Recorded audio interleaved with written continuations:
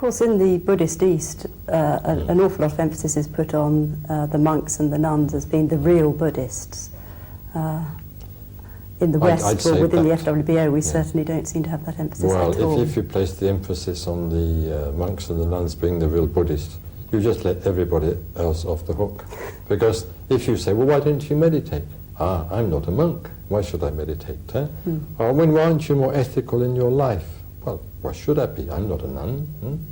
As though the serious practice of Buddhism is confined to the monks and the nuns. But that, according to my view, is not the way things really are or should be.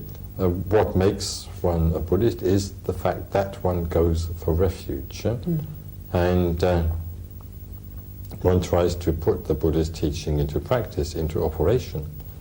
And while yes, to do that as a monk means that many things are simplified, which are not so simple for the lay person.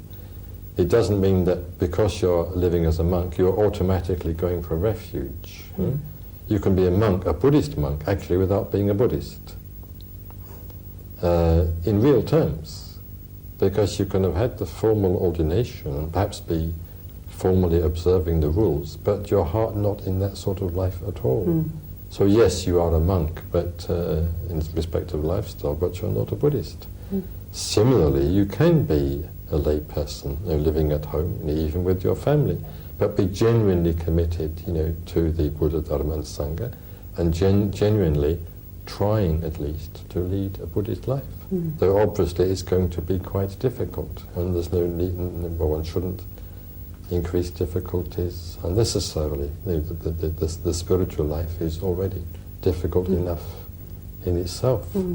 So in the FWBO, though we don't stress formal monasticism, either for monks or for nuns, at the same time, we don't regard the householder's life as being by any means ideal from the point of view of leading a spiritual life.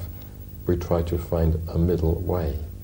A middle way which will enable those who are trying to develop spiritually to continue to satisfy normal human needs without having to involve themselves in worldly concerns to such an extent that the following of a spiritual life becomes virtually impossible.